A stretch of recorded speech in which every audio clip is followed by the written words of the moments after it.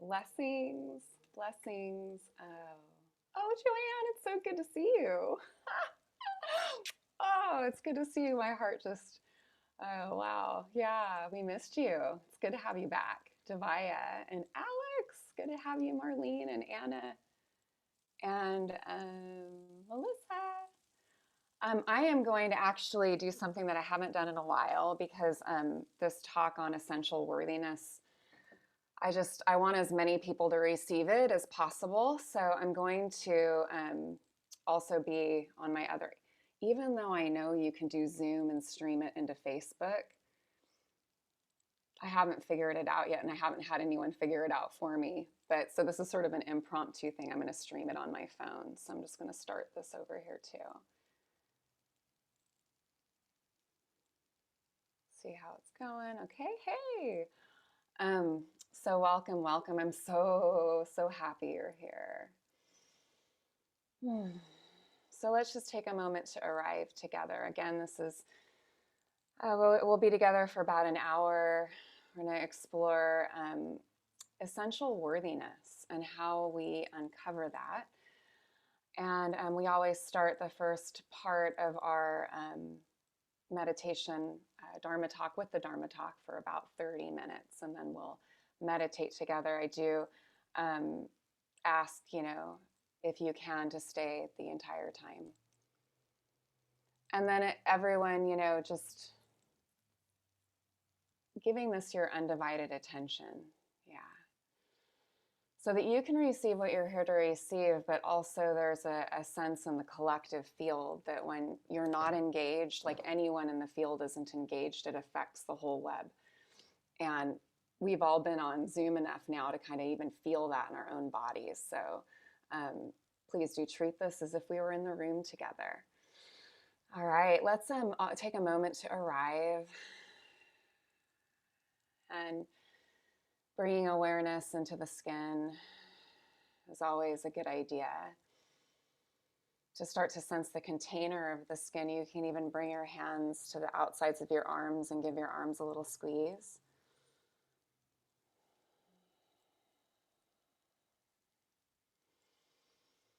Good. And then just letting your arms rest comfortably. Maybe a few deep breaths would feel good as we transition from whatever we were doing into this time of practice together. So we come together as a sangha because there's this knowing, this understanding that our practice is supported by sangha in a way that isn't otherwise. That to have each other is needed. We need each other to support our practice because, presence, mindfulness, compassion, these practices are in so many ways against the stream, as the Buddha said. And so we need each other, right, to remember. In so many ways, what we're doing is we're remembering our essential worthiness. The Buddha said, you can search across the ends of the earth and find no one more worthy of your love and affection than you. And with that, we enter into this talk and this practice together.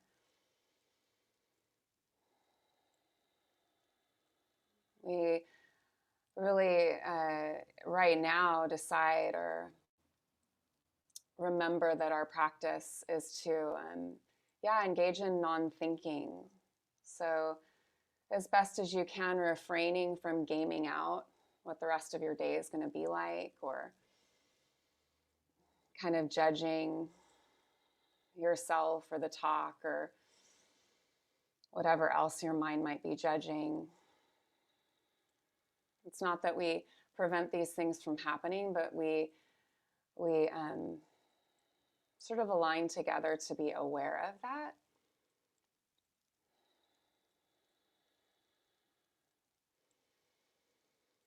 And then just, getting a feel for how your heart is in this moment. whatever you're noticing. You don't have to dig, just first impressions. Sometimes sensations are more prominent. Sometimes we can sense an emotion. We'll take a nice deep breath in together. We'll hold at the top of our inhale and maybe sip in a little bit more breath. And exhale, let it go.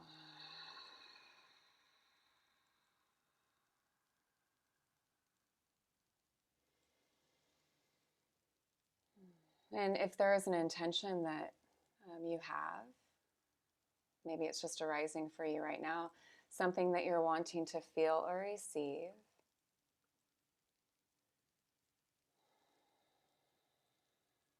peace or ease, or maybe something specifically brought you to this talk on essential worthiness. Maybe you too long to feel more worthy.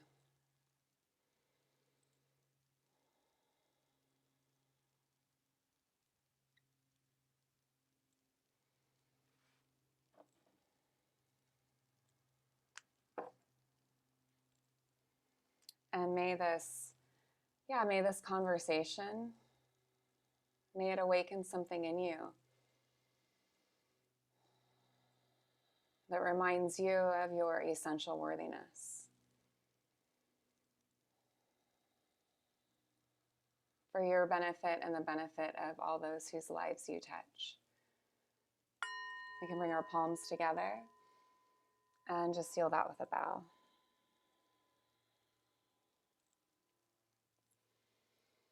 Good, good. Hi. All right, we'll let our eyes open.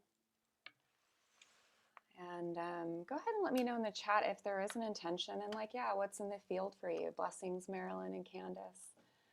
Hi, Facebook.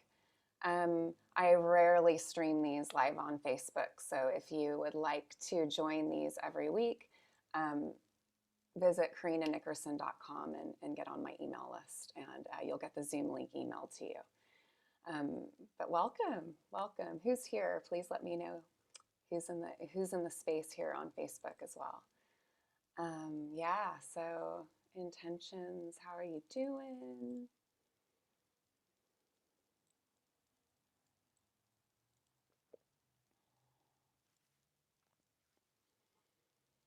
Yeah, connection, and so it is. Good. Marlene, you can search across the ends of the earth and find no one more worthy of your love and affection. Hi, Adriana. So I just invite us all compassion. Yeah. Rebecca. Oh, I'm so glad you're here, Rebecca. Melissa, grounding. When I saw your post yesterday, Rebecca, I was like, yeah, I'm just glad you're here. Yeah, okay. Grounding, good. So I invite us just to sense that. And sometimes when we sense that, this, no one is more worthy of your love and affection than you, it's good to take stock of how true does that feel? And there's no judgment about that. And I know for me, when I check in with myself, it changes. My sense of being whole changes, right? From depending on a lot of different factors. And so the good news, is essential worthiness. It doesn't have any, it's boundless. So as I say this word boundless, I want you to sense that boundless. That there's no aspect of our experience that it doesn't include. And so hence we're going to really be talking about uncovering essential worthiness, because it's implicit to your bones and your blood and your breath. It's not that we don't have that. It's not that we aren't worthy. We just don't realize it. And so we'll just explore today and see, just taking in these ideas and how they might help you feel more at ease inside of your own skin more of the time, right? Because I think at the end of our life, like that's like, oh, you know, like, the people who are, you've read stories maybe of people who are dying. And one of the things they regret the most is how much they, worried, and also how much they felt bad about themselves. It's like, this is good. It's good that you're here. Like, this is really important. This is really important. And it's good to know that, well, let's talk about the first piece I wanted to talk about here was, what does unworthiness feel like? What does unworthiness feel like? So let me give you some examples. We don't think we deserve what we want. We're extremely critical of ourselves.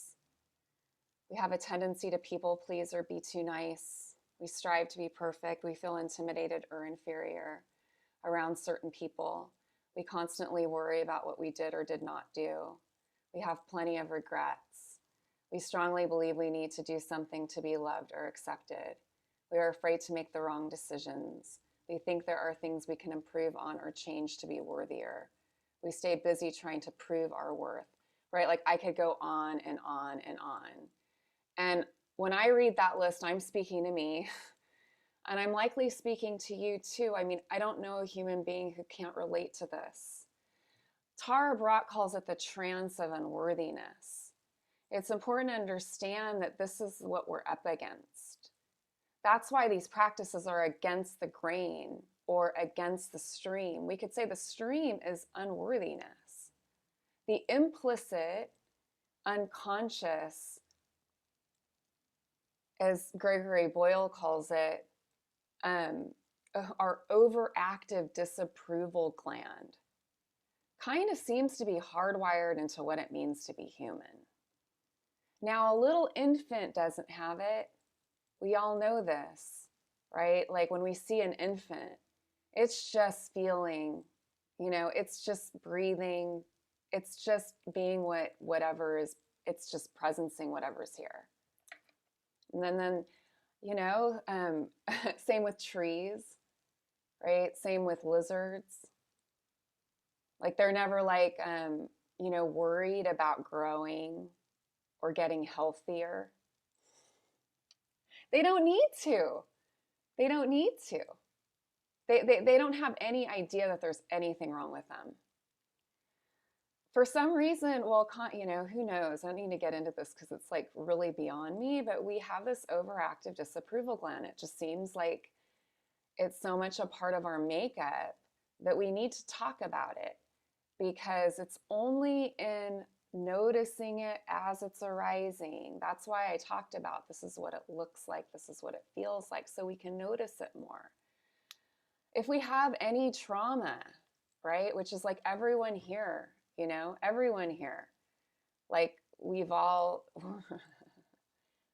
COVID-19, I mean, like, birth, and then all of the different things that can cause us to experience life in a particular way, like all of the different atrocities that folks experience for various reasons that are beyond their control. I mean, it's a shit show, in some regards in this way.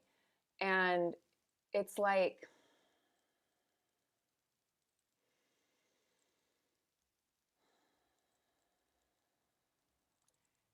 it's important not to judge or blame yourself for this.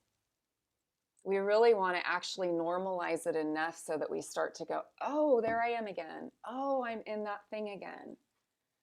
I mean, just yesterday I was talking to my husband and I was sharing something, and I was like, like my mind is stuck on this thing. And he just said, like, wow, you're really like, you must be feeling really unworthy.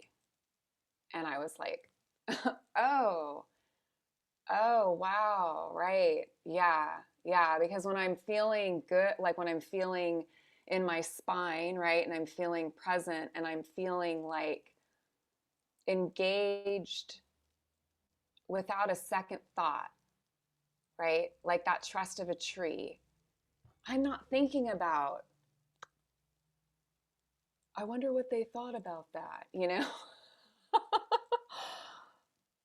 So, I mean, that's why we need each other too. So I took a Buddhist, I've been doing a lot of trainings with Spirit Rock in the Buddhist psychology arena. And I took a training on Saturday. I was so blessed to do it with Jack Kornfield, right? The father of Buddhist psychology, really, and in the West here. And so I want to share some notes from that too to go along with this talk. Um, so along with just being, brightening this awareness around unworthiness as it arises in our life, and just being so, sometimes clients will say to me, I'm still dealing with this, like I should have caught that. That's more of the same thing. It's like, okay, but it's really not about that. I mean, anyone who's really honest will tell you, this kind of stuff comes up for them all the time. And it's just a matter of like, the more we practice, the more we're able to bring it into the fold of practice. And something that can help us with this, if you notice that you're caught in like an unworthiness snag, just pause and ask yourself, do these thoughts and feelings have my best interest at heart? Do these thoughts and feelings have my best interest at heart? Because sometimes it's like, you're kind of like, it can be confusing. Like, some thoughts are so sticky and tantalizing. They seem so like important, like especially really judgy, critical thoughts that are close to the bone that seem like truth. But this is a good question to see if like it's something that you should give the time of day, and it's usually no. So that was number one. I really wanted to unpack the like this overactive disapproval gland. And again, that's from Tattoos on the Heart from Gregory Boyle. The second piece I wanted to talk about around essential worthiness. So let me get back to essential worthiness. We think about the essence, the nature, right? We talk about Buddha nature, or we talk about the true self. There is this awareness that that there's some aspect of us that is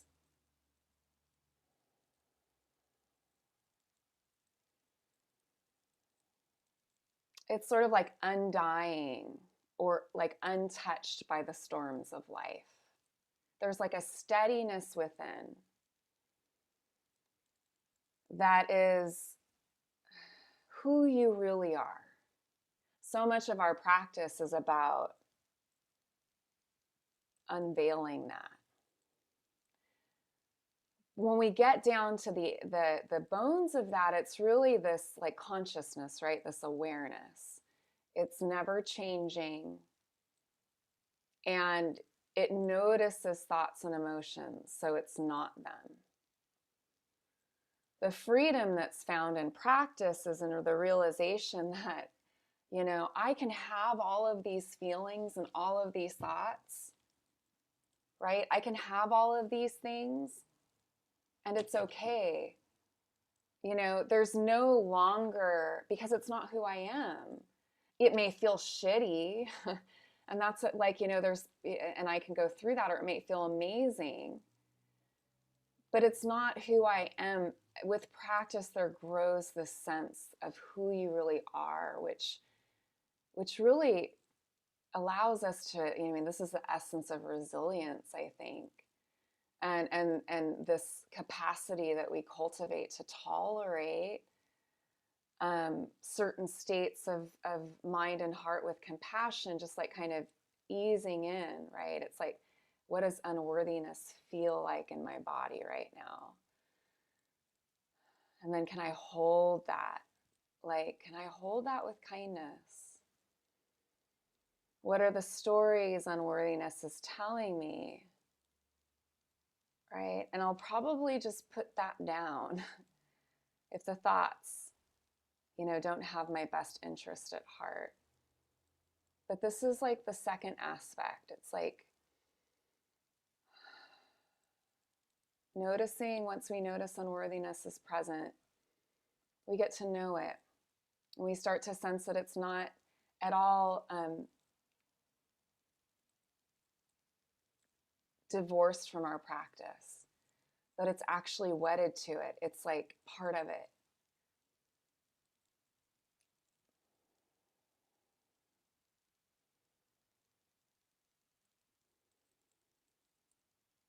We can't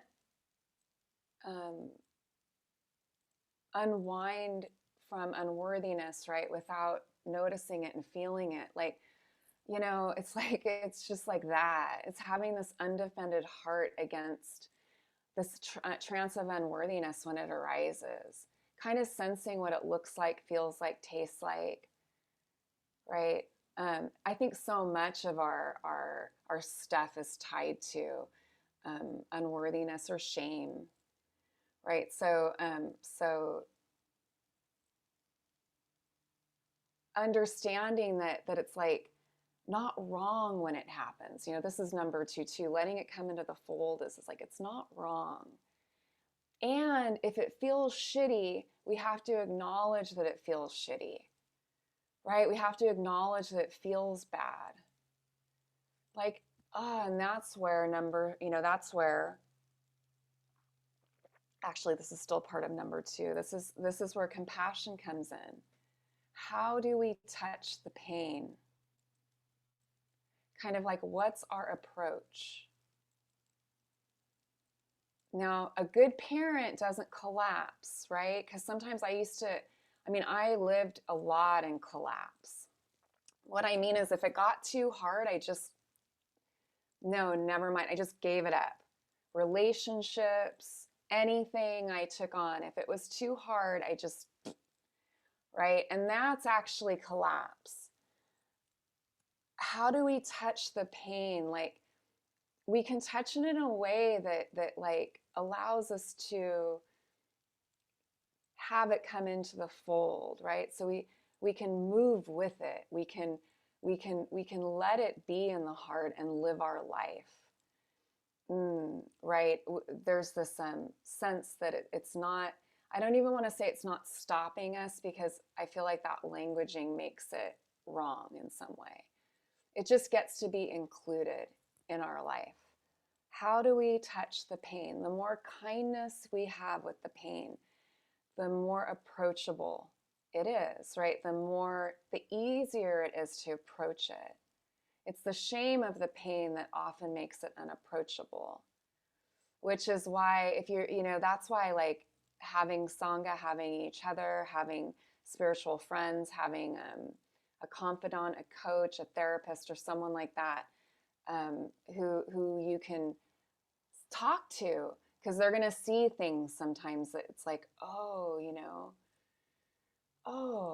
like, it's okay, right? Like, if you make a mistake, I did this yesterday too, right? You like do something and you're like, ooh, you stick your foot in your mouth. Do you do this? Sometimes I get very awkward in social conversations. I'm just kind of awkward socially.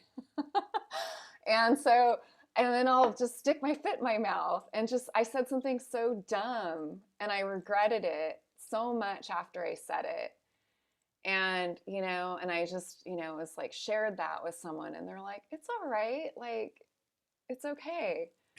And I was like, okay, gosh, that person helped me meet it with kindness. Like everyone does that. It's totally okay. You can totally forgive yourself. It's not as big a deal as you think. You're really beating yourself up about this. It's okay. Like, right. So that's also part of 2. And then the third part I wanted to talk about with essential worthiness is, so remember, essential worthiness implies that you don't have to go looking for it. You don't have to go looking for it. Actually, the things we're talking about, what they do is uncover it. Okay, so there's an uncovering happened. It's not a getting. You know, the self-improvement project is done. You know, and like we get to continually remember that. So the third piece I wanted to talk about is this. You know, there is a cultivation aspect too that we can do. Meaning,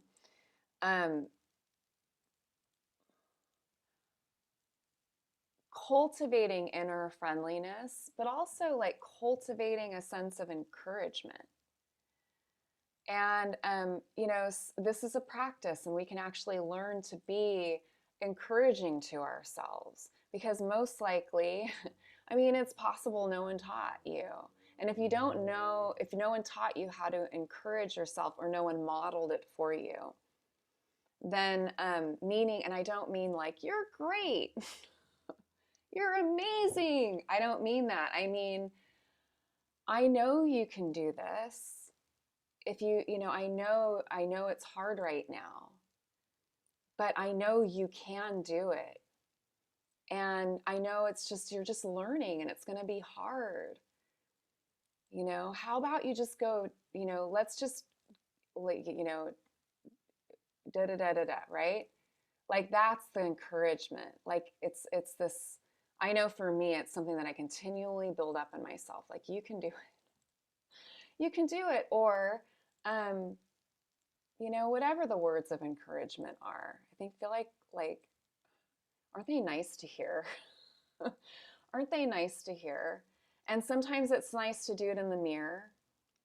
And sometimes it's hard to do it because you feel like you're being silly or something. And so you just notice that and you do it anyway. And you keep at it. And if it doesn't work, you just drop it. But practices like that usually have to do it for a minute. But encourage yourself, you know, and that's a practice again of cultivation. So yeah, looking at yourself in the mirror, you're awesome. Like I just did that this morning, right? Like, you're awesome, Karina, right? You're awesome. It's so much easier for me to do now than it used to be. I really believe it now. But I forget, and it's like helps me remember. So let's take a breath together. Yeah, and let it go. Good. Yeah.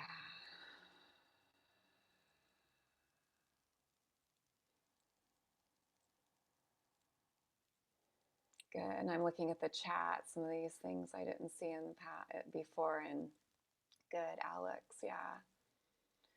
Yeah. You know what, Alex, it's good to remember.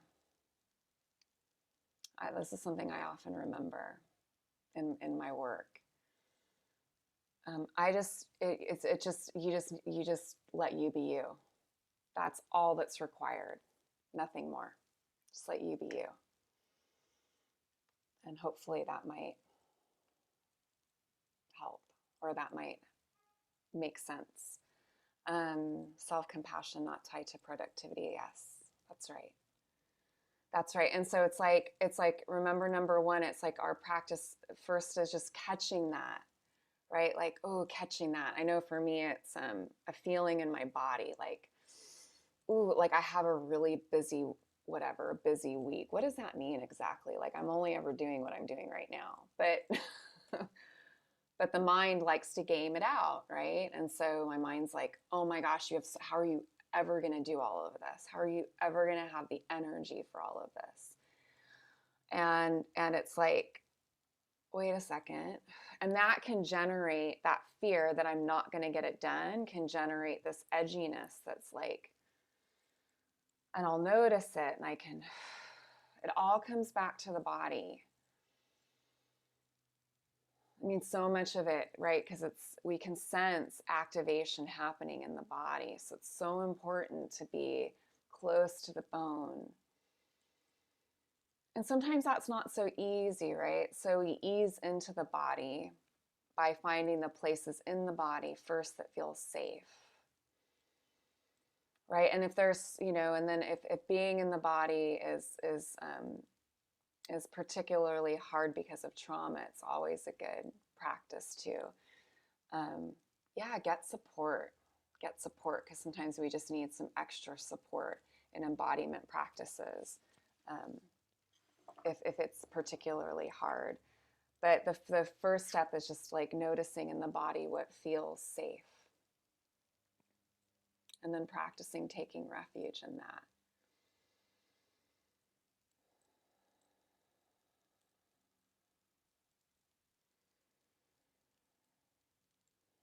And then it's like we can sense what it means to approach what we're doing from ease.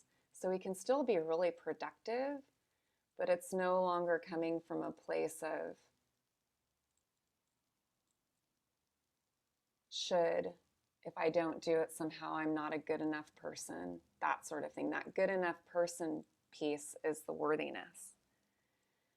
We have to remember and remind ourselves practicing worthiness is like practicing presence, because it's essential to our nature. So know that when you're practicing mindfulness, you are simultaneously cultivating worthiness, especially when we fold in compassion practice, which we'll do when we practice together. All right, let's sit. So, yeah.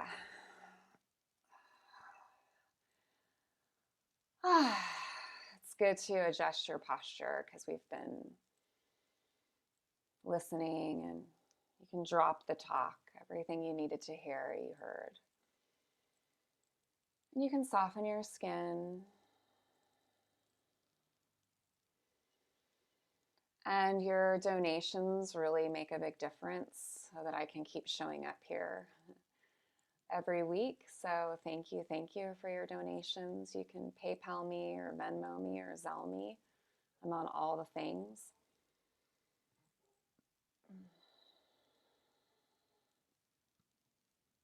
If you go onto my website, I believe that there's a way to do that as well under offerings. So thank you.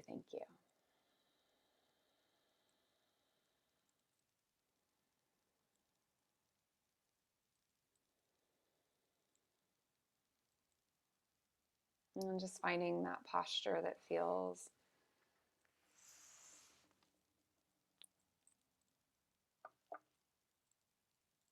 there's like an amount of dignity married to ease. It's good to remember your spine.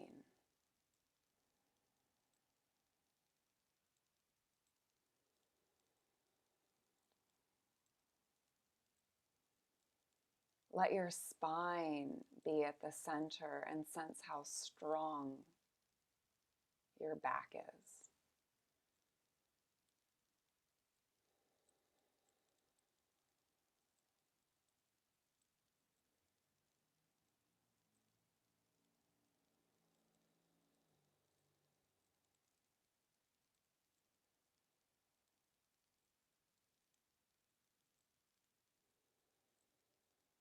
Joan Halifax Rose, she talks about having a strong back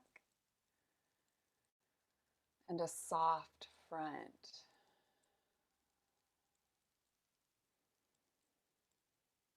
The underbelly, the animal body, the front of the body, let it be soft.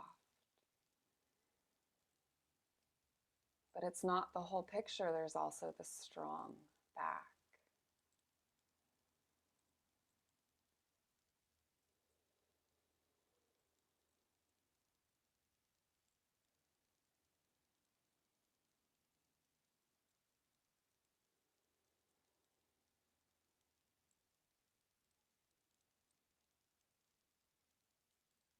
Let this be a time when you're not loyal to your suffering. You're not loyal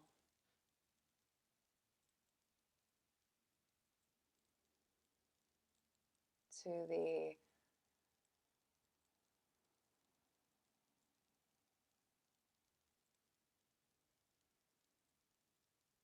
tugging of worry.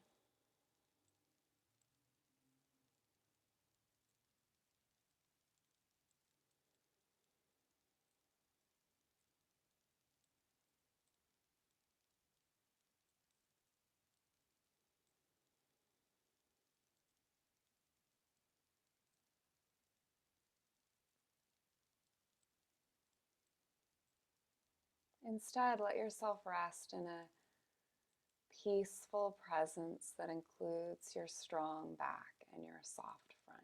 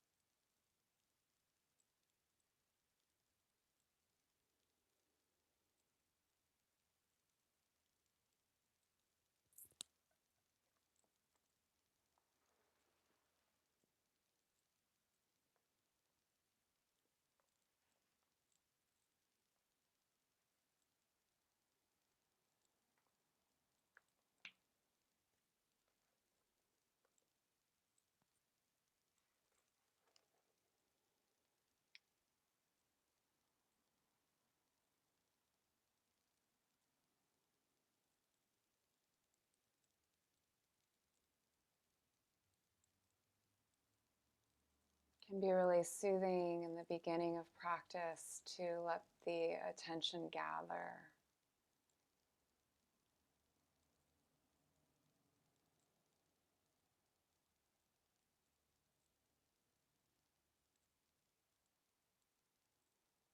And then maybe you let it gather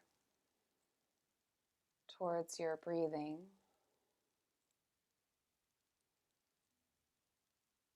The feeling of your breath.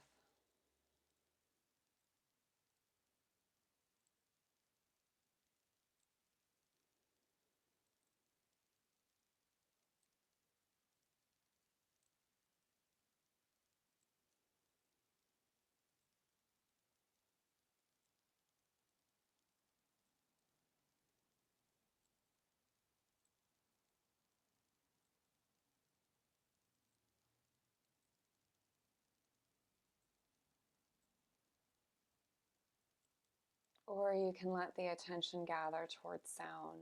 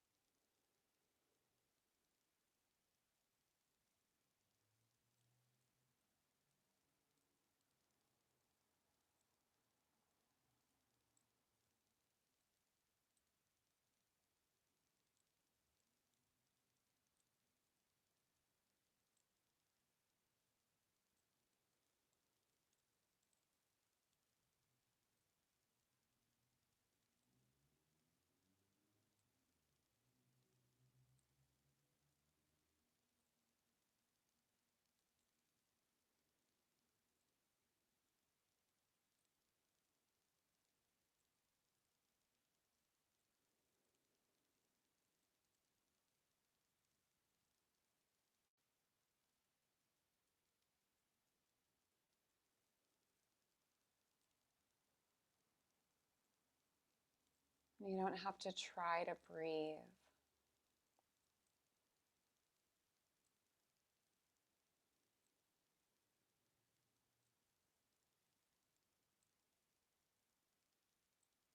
As we don't alter the breath, we're trusting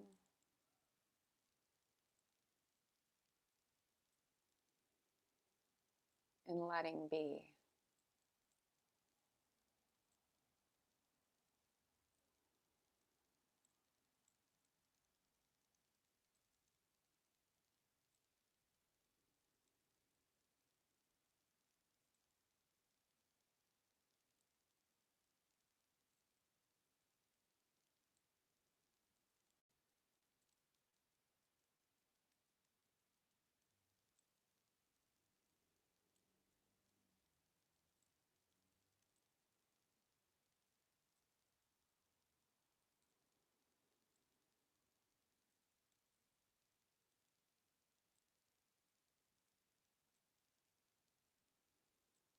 Let your body be at ease. Even what is not at ease, let that fold into ease.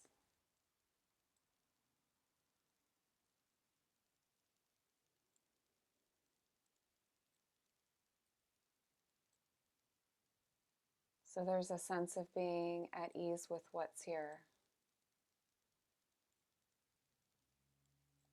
with what's here.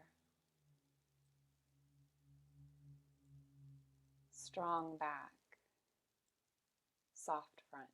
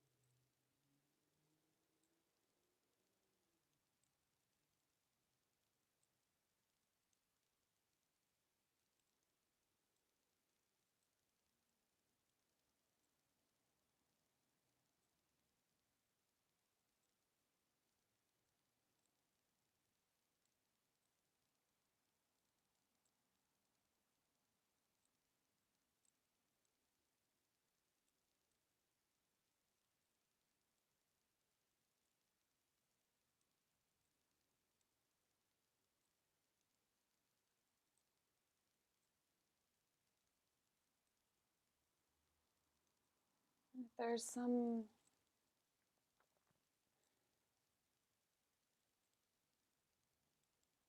way in which unworthiness is here or it's showing up for you in your life,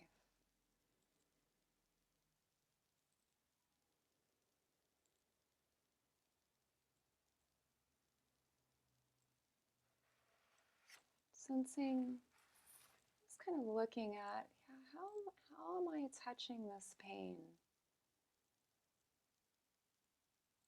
This pain of not fitting in, this pain of not enough, this pain of whatever it is.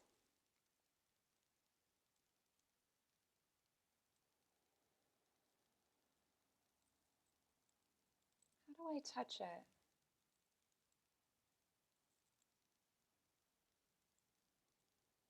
You need both the strong back and the soft front to really be there for yourself.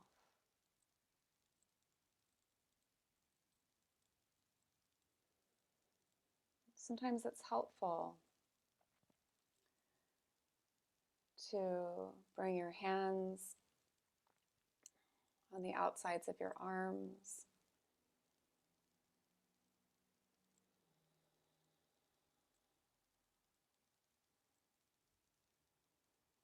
and to apply pressure or not.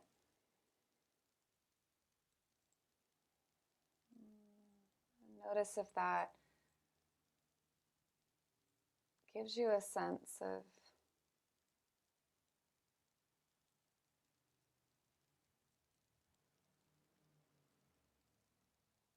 being there for yourself, holding this feeling of unworthiness.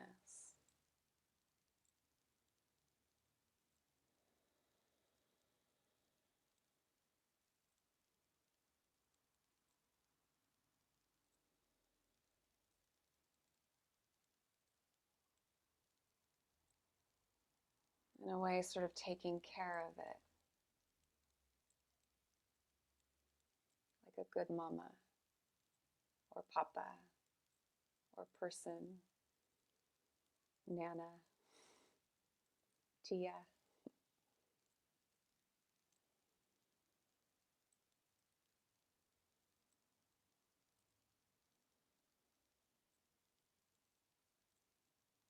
Maybe even just placing a hand on your cheek, letting your head rest in your hands.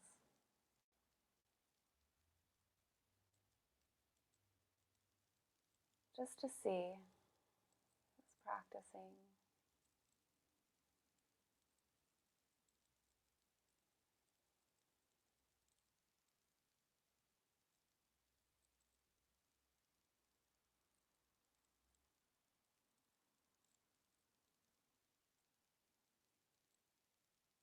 Notice what it feels like in your body. Like really look deeply.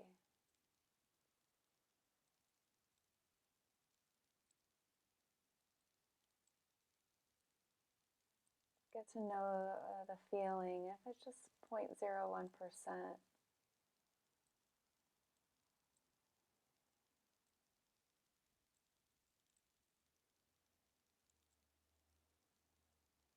Of taking care.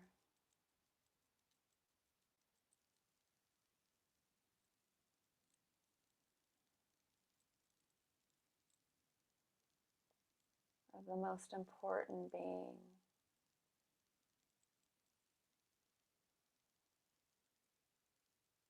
And then maybe, hand on the heart. It's just good to experiment with different types of compassionate touch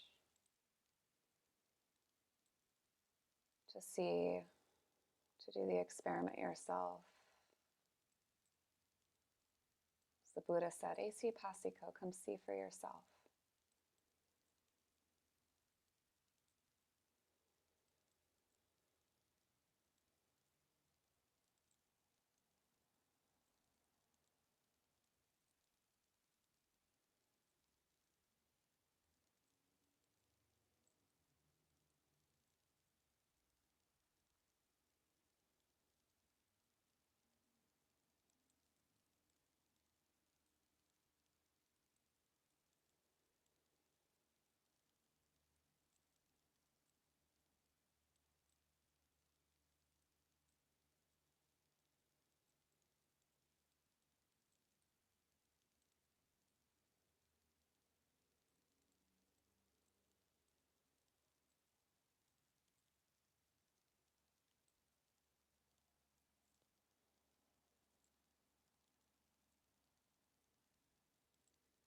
And then you can stay with the practice of compassionate touch or come into stillness.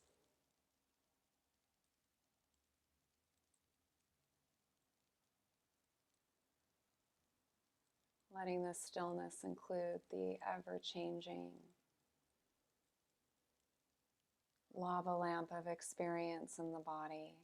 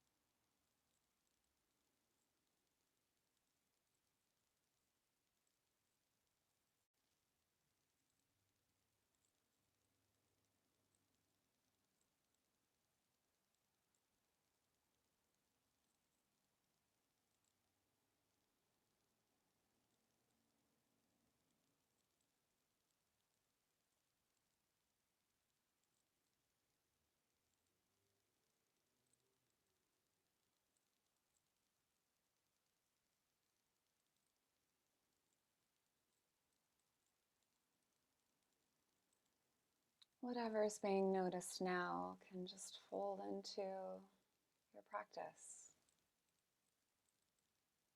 It's no mistake.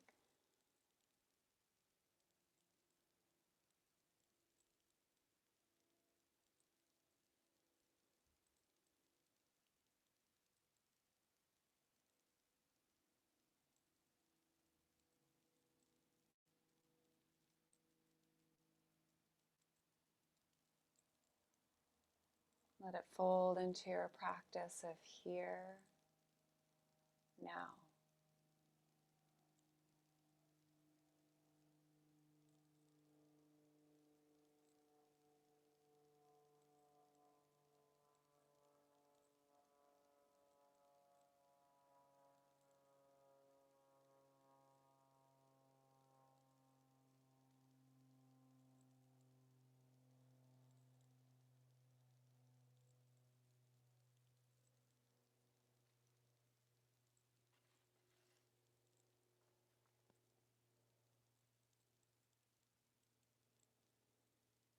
This is the Way It Is by Lynn Unger.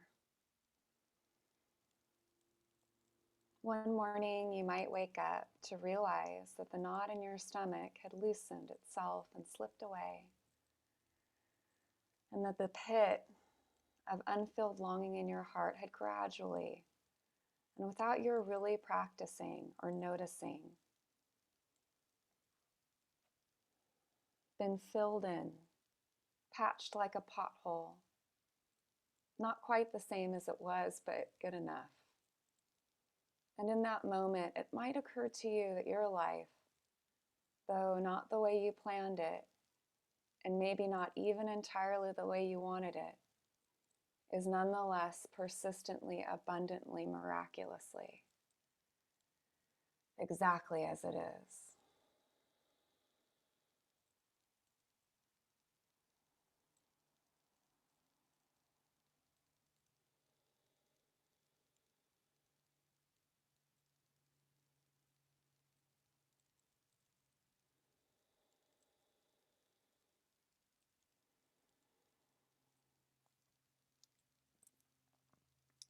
May we be filled with loving kindness.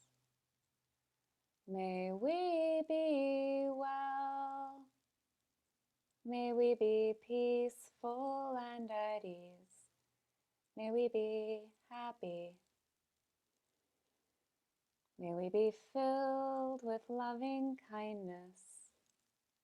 May we be well. May we be peaceful and at ease. May we be happy. May we be filled with loving kindness. May we be well. May we be peaceful and at ease. May we be happy.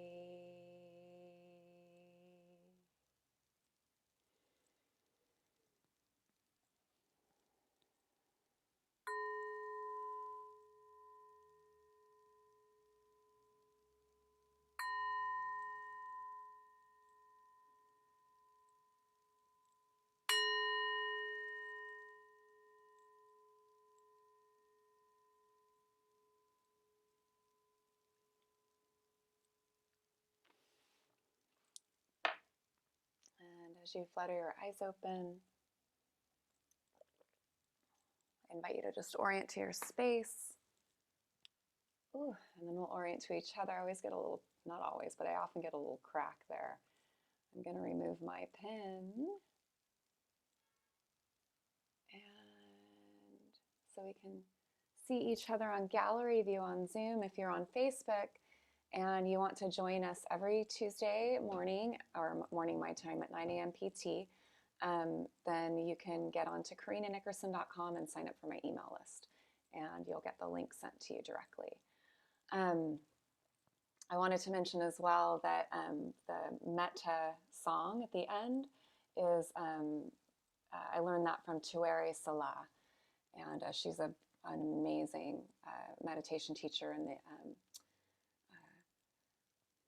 She's Capitol Hill meditation virtually. Yeah. So anyway, check her out, Tueri Sola. She's incredible, and that's she made that song up. So thank you, Tueri. She was very happy to hear that we're singing it. When I told her, you got people, a lot of people in Long Beach at least singing California, singing your song.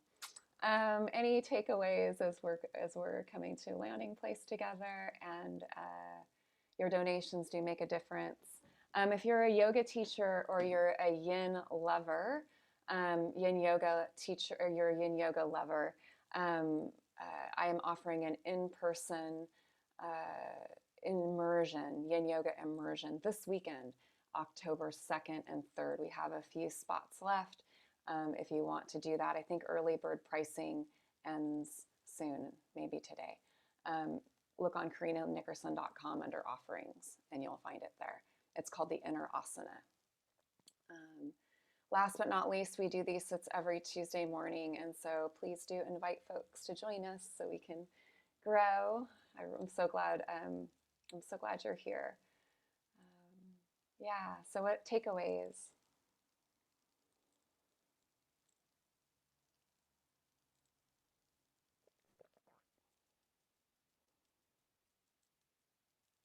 Yeah, that's right. I can have these thoughts and feelings, but they are not who I am.